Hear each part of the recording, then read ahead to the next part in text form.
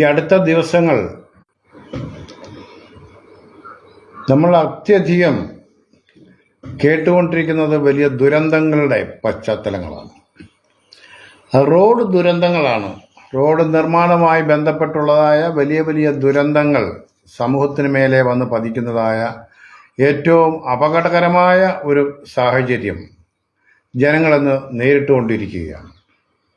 നമുക്കറിയാം, ചത്ത പ്രാവിനെ പറത്തി ഭരണം തുടങ്ങിയ നമ്മുടെ ബഹുമാനപ്പെട്ട മുഖ്യമന്ത്രിയുടെ ഭരണത്തിന് കീഴിൽ ഓരോ ദിനവും നമുക്ക് സംഭവിച്ചുകൊണ്ടിരിക്കുന്നതായ ദുരന്തങ്ങളുടെ വിലാപങ്ങളുടെ ആ കഥകളൊക്കെ ഓർക്കാൻ കൂടി നമുക്ക് വളരെ ബുദ്ധിമുട്ടാണ്, വയ്യ, അത്ര കണ്ട് ദയനീയമാണ്.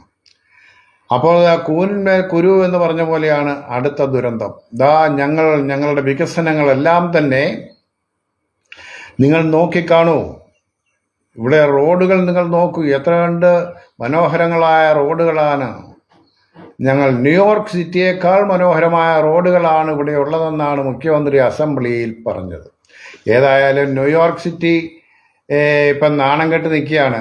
ആ ഒരു ഉപമ നമ്മുടെ മുഖ്യമന്ത്രി പറഞ്ഞതിൻ്റെ പശ്ചാത്തലത്തിൽ അതായത് അവരെ അപമാനിക്കേണ്ട കാര്യമില്ലായിരുന്നു. അതെന്തേലും ആട്ടെ. അതിനുശേഷമാണല്ലോ പാപനാശം, ഫ്ലോട്ടിംഗ് ബ്രിഡ്ജ് അതിമനോഹരമായി കളറക്കൊള്ള ഉണ്ടാക്കിയിട്ട് അതിൽ കയറിയവരെല്ലാവരും തന്നെ വെള്ളത്തിൽ വീഴ ഒരവസ്ഥ നമ്മൾ കണ്ടതാണ്. ഒരു തെറ്റ് അപ്പോൾ പറ്റി എന്ന് മാത്രമേ നമ്മൾ ചിന്തിച്ചുള്ളൂ.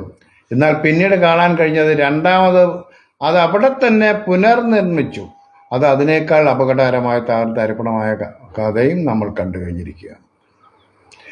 ഇതിനു മുൻപ് നമ്മൾ കണ്ടിട്ടുണ്ടോ, കൂളിമാട് പാലം ഊരാലുങ്കലിൻ്റെ വളരെ വിദഗ്ധമായ നിർമ്മാണത്തിന് കീഴിൽ നടന്നതാണ്.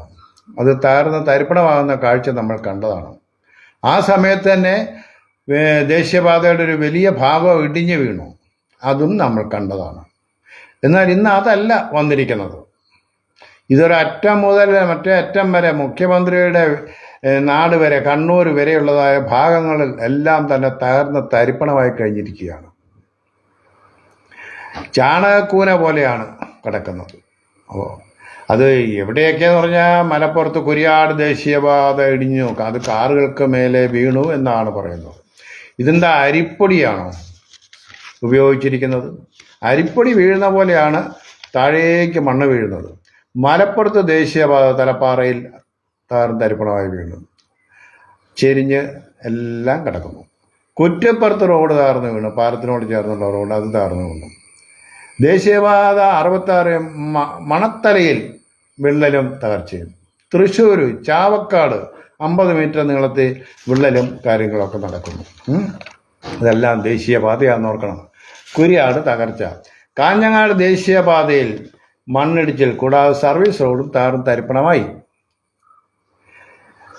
കൂടാതെ കപ്പത്ത്, കണ്ണൂർ തന്നെയുള്ള കുപ്പത്ത് 3 തവണയാണ് മണ്ണിടിഞ്ഞ്. മാത്രമല്ല അവിടെയുള്ള വീടുകളിലേക്കെല്ലാം തന്നെ മണ്ണും ചെളിയും എല്ലാം കയറി കിടക്കുകയാണ്. ഒന്ന് ആലോചിച്ച് നോക്കണം ജനജീവിതം എവിടെ ചെന്ന് നിൽക്കുന്നു എന്നുള്ളത്. നമുക്ക് ഈ വക വിഷയങ്ങൾ വെച്ച് നോക്കുമ്പോൾ ചില കാര്യങ്ങൾ പറയാതെ പോകാൻ കഴിയില്ല. കാരണം റോഡ് നിർമ്മാണം ആണ് ഇവിടെ നടന്നിരിക്കുന്നത്. ലോകരാജ്യങ്ങൾ പല സ്ഥലങ്ങളിലും കടലിനടിയിൽ കൂടി ഇതുപോലുള്ള 6 വരി പാതകൾ നിർമ്മിച്ചിട്ടുണ്ട്, അതിമനോഹരമായി. ഒരു കുഴപ്പമില്ല. വേണ്ട, നമ്മുടെ അടുത്ത് തന്നെയാണല്ലോ പാമ്പൻ പാലം. അതെവിടെയാണ് നിൽക്കുന്നത്? കടലിലാണ് നിൽക്കുന്നത്. അതിൽ കൂടി ഓടുന്ന ട്രെയിനാണ്, അത്ര ഭാരമുള്ളതാണ് അതിൽ കൂടി കയറി പോണത്. ഒന്നും സംഭവിക്കുന്നില്ലല്ലോ.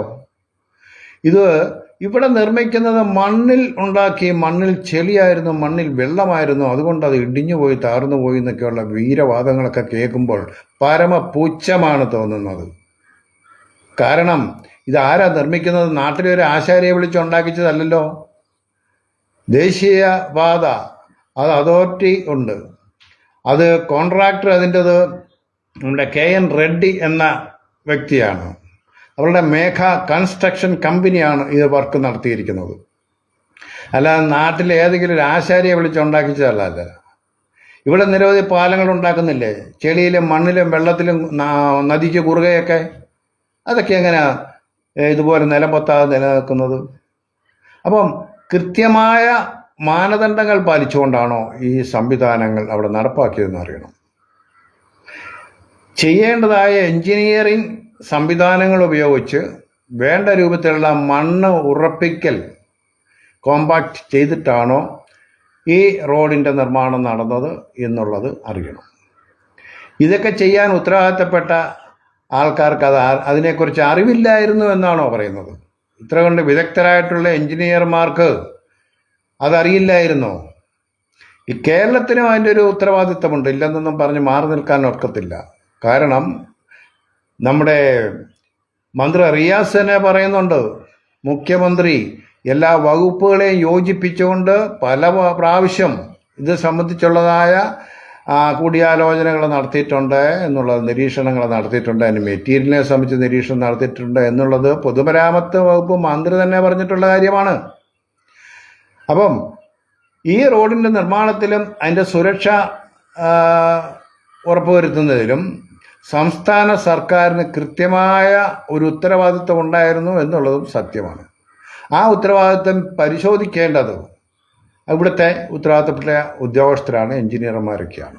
അപ്പോൾ ഇവർക്കാർക്കും ഇതിനെക്കുറിച്ച് യാതൊരു അറിവും ഉണ്ടായിരുന്നില്ല. ഇത് ചെളിക്കാത്ത ഉണ്ടാക്കുന്നോ, ഇത് ഇത്രയും ഭാരം താങ്ങാൻ പ്രാപ്തമല്ല എന്നൊന്നും കണ്ടെത്താൻ കഴിഞ്ഞില്ല എന്നാണോ പറയുന്നത്? അങ്ങനെയാണ് ഇപ്പം നാട്ടുകാർ പറയുന്ന ഒരു വാക്കുണ്ട്, പോയി ചെരച്ചുകൂടെ എന്ന്. അതിനെ കൊള്ളൂ. ഒരു എഞ്ചിനീയറിംഗ് അനുസരിച്ച് പാലം റോഡ് നിർമ്മിക്കാനുള്ള കഴിവ് നിങ്ങൾക്കില്ലെങ്കിൽ നിങ്ങൾ ഷൂ പോളിഷ് ചെയ്തോ ചേരച്ചോ ജീവിക്കണമെന്നാണ് ജനങ്ങൾ പറയുന്നത്. കാരണം അത് ഇവരുടെ ആരുടെയും കുടുംബത്തിൽ നിന്ന് കൊണ്ടുവന്ന സ്വത്തല്ല, പൊതുജനങ്ങളുടെ സ്വത്താണ്. അത് കേന്ദ്ര ഗവൺമെൻറ് ചിലവാക്കിയാലും അത് സംസ്ഥാന ഗവൺമെൻറ് ചിലവാക്കിയാലും ഇത്രയും വലിയ കോടികൾ അത് ഈ പൊതുജനങ്ങളുടെ സ്വത്താണ്. അതാണ് ഇത്രയും വലിയ ദുർവിനിയോഗം ചെയ്തിരിക്കുന്നത്. യാതൊരുവിധ മാനദണ്ഡങ്ങളും പാലിക്കാതെ കുറച്ച് മണ്ണ് കൊണ്ടിട്ട് അതിൻ്റെ മുകളിൽ കയറിട്ടേച്ച് കോൺക്രീറ്റ് ചെയ്ത് അല്ലെങ്കിൽ ഒരു ടാറിട്ടേച്ച് ഇതാണ് റോഡെന്ന് പറഞ്ഞാൽ അത് ജനങ്ങളുടെ മേലെ വീഴുന്ന അവസ്ഥ. ജനങ്ങളുടെ ജീവിതം സുരക്ഷിതവും സുഗമവുമാക്കാൻ, യാത്രാ സൗകര്യങ്ങൾ ഒരുക്കാൻ പ്രാപ്തമാകേണ്ടതായ റോഡുകൾ ഇന്ന് ജനങ്ങൾക്ക് കൊല കത്തികളായി മാറിയിരിക്കുകയാണ്. ഭയമാണ് അതിൻ്റെ അടുത്തൂടെ പോകാൻ, ആ റോഡിൽ കയറാൻ ഭയം, റോഡിൻ്റെ പരിസരത്തൂടെ പോകാൻ ഭയം. നമുക്കറിയാം, മലകൾ ചെത്തിയിറക്കി മണ്ണിറക്കുന്നതിനെ കുറിച്ചൊക്കെ നമുക്കറിയാം. അത് വെട്ടുകല്ലുള്ള മലയാണെങ്കിൽ പോലും ചെരിച്ചാണ് സാധാരണ അത് ചെത്തിയിറക്കുകയുള്ളൂ. മുകളിലേക്ക് പോകും തോറും ചെരിഞ്ഞെറിഞ്ഞ് പോകും. പക്ഷേ ഇവിടെ വെറും മണ്ണ് പോലും തൂക്കായിട്ട് 90 ഡിഗ്രി വെട്ടിയിറക്കിയിരിക്കുന്ന പമ്പര വിഡ്ഢികളാണ് ഇവിടുത്തെ എഞ്ചിനീയർമാരെങ്കിൽ ഞാൻ മുൻപ് പറഞ്ഞ പണിക്ക് അവരെ കൊള്ളൂ, ഒരു സംശയവും കാര്യത്തിൽ വേണ്ട. അപ്പം ഇത് വെറും ഒരു പിഴവല്ല.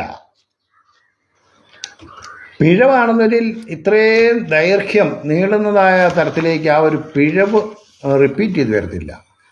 ഇത് കൃത്യമായ അഴിമതിയാണ്, വളരെ കൃത്യമായ ഒരു അഴിമതിയാണ് ഇവിടെ നടന്നിരിക്കുന്നത്. അല്ലാതെ ഒരു അബദ്ധം പറ്റി അല്ല ഒരു പിഴവ് പറ്റി എന്ന് പറയാൻ പറ്റില്ല. പിന്നെ ഒരു ഗുണമുണ്ട് കേട്ടോ, ഇപ്പോൾ ഇവിടുത്തെ മന്ത്രിമാരോ മറ്റു നേതാക്കന്മാരോ ഒന്നും ഏതായാലും ഒരു പ്രസ്താവന ഇറക്കിയില്ല. അതായത് ഇന്ത്യയും പാകിസ്ഥാനും തമ്മിൽ നടന്നതായ ആ ഒരു സംഘർഷത്തിൻ്റെ പശ്ചാത്തലത്തിലാണ് ഈ കേരളത്തിലെ ദേശീയപാത ഇടിഞ്ഞു താന്നതെന്ന്. ഏതായാലും അത്രയും മണ്ടത്തരം ഇതുവരെ ഒരാളും ഒന്ന് പറഞ്ഞില്ല, പറയുമെന്നാണ് പ്രതീക്ഷിച്ചത്. ആ ഒരു കാര്യത്തിൽ ചെറിയൊരു ആശ്വാസം മാത്രമേ നമുക്ക് ഉള്ളൂ. അപ്പോൾ അതുകൊണ്ട് തന്നെ ഇതിന് കൃത്യമായ അന്വേഷണം വേണം. കേന്ദ്രത്തിൽ നിന്ന് 3 പേര് വന്ന് അന്വേഷിക്കാൻ. ഇതൊക്കെ നേരത്തെ വന്ന് ഇത് റോഡിൻ്റെ നിർമ്മാണം ശരിയാണോ, ആ രൂപത്തിലാണോ നടക്കുന്നത്, ശാസ്ത്രീയമായിട്ടാണോ നടക്കുന്നതെന്ന് അന്വേഷിക്കേണ്ട ഉത്തരവാദിത്വമായിരുന്നു ഉണ്ടായിരുന്നത്. അതൊന്നും ചെയ്യാൻ ഇവിടെ ഒരാളുമില്ല, ചെയ്തിട്ടുമില്ല. കേരളത്തിലുള്ള ഉത്തരവാദിത്തപ്പെട്ട സർക്കാരും അത് ചെയ്തിട്ടില്ല. ഇപ്പം അത് കഴിഞ്ഞ് 3 പേര് വന്നു വെച്ച് കണ്ടു കേട്ട് പോയി. അവർക്ക് ചെളി ചവിട്ടാൻ പറ്റില്ലാത്തതുകൊണ്ട് അവരും ഭംഗിയുള്ള സ്ഥലത്ത് വന്ന് നോക്കിക്കണ്ടേച്ചങ്ങ് പോയി. അപ്പോൾ ഇവിടെ ചെയ്യേണ്ടത് എന്താണ്? ഇനിയുള്ള നടപടി എന്ന് പറഞ്ഞാൽ ജനങ്ങളുടെ നടപടിയാണ്. എന്താണ് അവരുടെ ആവശ്യങ്ങൾ, അവർ പറയുന്ന അഭിപ്രായങ്ങൾ എന്താണ്, ശിക്ഷാ നടപടികൾ എന്താണെന്ന് കൂടിയാണ് ഞാനിവിടെ പറയാൻ ആഗ്രഹിക്കുന്നത്. ഇതൊരു വലിയ അഴിമതിയാണ്, കോടാനുകോടികളുടെ അഴിമതി. കാരണം ഇപ്പം ഉണ്ടാക്കിയത് മുഴുവൻ സമ്പൂർണ്ണ പരാജയമായ ലോസായി കഴിഞ്ഞിരിക്കുകയാണ്. എത്രയോ കോടിയാണ്. ഇനി ആ വേസ്റ്റ് അവിടുന്ന് മാറ്റിക്കളയാണെങ്കിൽ പോലും എത്ര കോടികളുടെ നഷ്ടം വരും. വീണ്ടും അവിടെ പാലം പുനർനിർമ്മിക്കാൻ ആവശ്യമായി വരുന്നതായ എമൗണ്ട് എത്ര കോടി വരും. അപ്പോൾ ഈ വൻ കോടികളുടെ അഴിമതിയാണ് ഇതിന് പിന്നിൽ നടന്നിട്ടുള്ളത് എന്നുള്ളത് കൊണ്ട് തന്നെ അഴിമതി നിരോധന നിയമപ്രകാരം വകുപ്പിട്ടുകൊണ്ട് വേണം ഈ ഉദ്യോഗസ്ഥർക്കെതിരെയും ഉത്തരവാദിത്തപ്പെട്ട കൺസ്ട്രക്ഷൻ കമ്പനിക്കെതിരെയും കേസെടുക്കാൻ. ഇവിടെ എല്ലാത്തിനും കേസ് വരും. അത് 2 ആഴ്ച കഴിയുമ്പോൾ കേസില്ലാതെയാവും. ഇന്നിപ്പോൾ ഇവിടെ ഡീബാർ ചെയ്യും മേഘ കമ്പനിയെ. പക്ഷേ അത് കഴിയുമ്പോൾ അപ്പുറത്ത് പല സ്റ്റേറ്റും അവർ പണി നടത്തുന്ന കാണാം. ഇതൊക്കെ തന്നെ ഇവിടെ നടന്നുകൊണ്ടിരിക്കുന്നത്. പക്ഷെ കേരളത്തിലെ ജനങ്ങൾക്ക് പറയാനുള്ളത് അതല്ല. ആ ഒരു കമ്പനിയെ ഡീബാർ ചെയ്തു എന്നുള്ളത് മാത്രമല്ല ഇവിടുത്തെ വിഷയം. അവരെന്നല്ല അതുപോലത്തെ ഒരു കമ്പനി ഇവിടെ പണിയണ്ട, അത് വേറെ കാര്യം. പക്ഷേ നടന്നതിന് അഴിമതി നിരോധന നിയമപ്രകാരം കൃത്യമായി ഈ കുറ്റവാളികൾക്കെതിരെ ഉത്തരവാദികളായ സകല കുറ്റവാളികൾക്കെതിരെയും കേസെടുക്കണമെന്ന് തന്നെയാണ് ജനങ്ങൾ ആവശ്യപ്പെടുന്നത്. മറ്റൊന്നുകൂടിയുണ്ട്, ജനങ്ങൾക്ക് പറയാനുള്ള കാര്യം മറ്റൊന്നുകൂടിയുണ്ട്. അതായത് അറിഞ്ഞോ അറിയാതെയുള്ള നരഹത്യക്കാണ് ശ്രമം നടന്നിരിക്കുന്നത്. ഇതിനെ റോഡ് അസാസിനേഷൻ എന്ന പരിപാടി വല്ലതും കേന്ദ്രം അല്ലെ നമ്മുടെ സർക്കാരോ വല്ലതും ആസൂത്രണം ചെയ്തിട്ടുണ്ടോ? റോഡുകളുണ്ടാക്കി ജനങ്ങളെ കൊന്നുകളയാവുന്നല്ലോ ഉണ്ടെങ്കിൽ അതുകൂടെ പറ. അപ്പോൾ അറിഞ്ഞോ അറിയാതെയോ ആണെന്ന് പറഞ്ഞാലും നരഹത്യ ലക്ഷ്യം വന്നിട്ടുണ്ട്, അവിടെ ദുരന്തം വന്നിട്ടുണ്ട്. അവിടെ അതിനും കൂടെ കേസെടുക്കണം. അത്ര നിരുത്തരവാദപരമായിട്ടാണ് ഈ നിർമ്മാണം നടന്നിട്ടുള്ളത്. അതുകൊണ്ട് മാനദണ്ഡങ്ങൾ പാലിച്ചിട്ടുണ്ടോ ആദ്യത്തെ ചോദ്യമാണ്. ഉണ്ടെങ്കിൽ ഇത് സംഭവിക്കില്ല. അപ്പോൾ മാനദണ്ഡങ്ങൾ പാലിച്ചിട്ടില്ല എന്ന് ബോധ്യമുണ്ടെങ്കിൽ അതാരാണ് അതിൻ്റെ ഉത്തരവാദികൾ? അതിൻ്റെ ഉത്തരവാദികൾ അത് നടത്തുന്നതായ നടത്തിപ്പിൻ്റെ ഉത്തരവാദിത്തമുള്ളതായ ആൾക്കാരാണ്. അതിൻ്റെ എഞ്ചിനീയർമാരോ ഉദ്യോഗസ്ഥരോ ഒക്കെയാണ്. അപ്പം അതെല്ലാം കാറ്റിൽ പറത്തിക്കൊണ്ടുള്ളതായ ഈ ഒരു നിർമ്മാണത്തെ ജനങ്ങൾ അപലപിക്കുകയല്ല ചെയ്യുന്നത്. ശക്തമായ നടപടികൾ, കണ്ണിൽ പൊടിയിടുന്ന കേസുകൾ എടുത്ത് മാറ്റിയിട്ട് ഈ പറഞ്ഞ രൂപത്തിലുള്ള കൃത്യമായ നടപടികളിലൂടെ അവരെ തുറുങ്കിലടക്കുകയും ഇത്രയും വലിയ നഷ്ടങ്ങൾ, ജനങ്ങളുടെ പണം തിരിച്ച് ഖജനാവിലെത്തിക്കാനുള്ള നടപടികളുണ്ടാവണം. കൺസ്ട്രക്ഷൻ കമ്പനി ഈ നിർമ്മാണത്തിന് എത്രയാണോ ജനങ്ങളുടെ, സർക്കാരിൻ്റെ നഷ്ടവും നല്ല ഇവിടെ പറയേണ്ടത്, ജനങ്ങൾക്കുണ്ടായ നഷ്ടമാണത്. ആ ജനങ്ങൾക്കുണ്ടായ ഖജനാവിലെ നഷ്ടം തിരിച്ചു പിടിക്കുന്നതിനുള്ളതായ നടപടികൾ ഉണ്ടാവണം. ED ഇടപെടണം. സാമ്പത്തിക കാര്യ ക്രൈം നടന്നാൽ എവിടെയൊക്കെ ആരൊക്കെ ഇടപെടണമെന്ന് ഞാൻ പറയണ്ടല്ലോ. അത്തരത്തിലുള്ള എല്ലാ ശക്തികളും അന്വേഷണ ഏജൻസികൾ ഇടപെട്ടുകൊണ്ട് ഈ ഒരു വലിയ ക്രൈമിനെതിരെ, ഈ റോഡ് അസാസിനേഷൻ എന്ന പുതിയൊരു പദ്ധതിക്കെതിരെ ശക്തമായ നടപടികളുമായി മുന്നോട്ട് വരണമെന്ന് തന്നെയാണ് ഞങ്ങൾ ആവശ്യപ്പെടുന്നത്. കാരണം ഇതൊക്കെ പറയാൻ മാത്രമേ ജനങ്ങൾക്ക് സാധിക്കുകയുള്ളൂ. കാരണം ഞാനടക്കമുള്ള ജനങ്ങൾ മുഴുവൻ പൊട്ടന്മാരും മണ്ടന്മാരും അടിമകളുമാണ്. നിങ്ങൾക്ക് എന്തും ചെയ്യാം, എന്തും പറയാം, പറഞ്ഞവനെ തുറുങ്കിലടയ്ക്കാം, ഇതെല്ലാം ചെയ്യാം. ശക്തന്മാരും അധികാരികളും ധർമ്മിഷ്ഠന്മാരുമായ നിങ്ങൾക്കൊക്കെ സാധിക്കും. പക്ഷെ ഫ്ലെക്സ് വെച്ച് ഫോട്ടോ എടുത്തവരും ഫ്ലെക്സ് അടിച്ച് മേനിനടിച്ചവരും ഇതെല്ലാം ഞങ്ങളുടെ മികവാണെന്ന് പറഞ്ഞ് ജനങ്ങൾക്ക് മുമ്പാകെ തള്ളിയവരുമൊക്കെ കണ്ണും പൊട്ടിയിരിക്കുകയല്ലേ ചെയ്യേണ്ടത്. ജനങ്ങൾക്ക് മുമ്പാകെ ഇറങ്ങി നിന്നുകൊണ്ട് ഉത്തരം പറയണം, പ്രസ് മീറ്റ് നടത്തി കുറ്റസമ്മതം നടത്തണം, ജനങ്ങളോട് ക്ഷമ ചോദിക്കണം. എന്നിട്ട് എല്ലാം കൂടെ മേടിച്ച് കെട്ടിയിട്ടുണ്ട്, അത് നാട്ടുകാർക്ക് തിരിച്ചും കൊടുക്കണം. ഞാൻ റോഡിൻ്റെ അഴിമതിയെ സംബന്ധിച്ച് എല്ലാവർക്കും അറിയാം. 40% വേറെ വഴിക്കും 60% റോട്ടിൽ വീഴുമെന്നായിരുന്നു പഴയ ആ ഒരു അജണ്ട. എന്നാൽ ഈ റോഡ് കാണുമ്പോൾ 60% പോക്കറ്റിലും 40% റോട്ടിലും വീണുവെന്ന് മാത്രമാണ് ജനങ്ങൾ ഒറ്റക്കെട്ടായി പറയുന്നത്. അല്ലെന്ന് പറയാൻ കഴിയുമെങ്കിൽ ഇവിടുത്തെ സർക്കാരും അത് കൃത്യമായിട്ട് വന്ന് പത്രസമ്മേളനത്തിൽ ജനങ്ങളെ ബോധ്യപ്പെടുത്തണം എന്നുകൂടി അഭ്യർത്ഥിച്ചുകൊണ്ട് നിർത്തുന്നു. നന്ദി, നമസ്കാരം. ഞാൻ ജെയിംസ് കളത്തിൽ, മൂവാറ്റുപുഴ.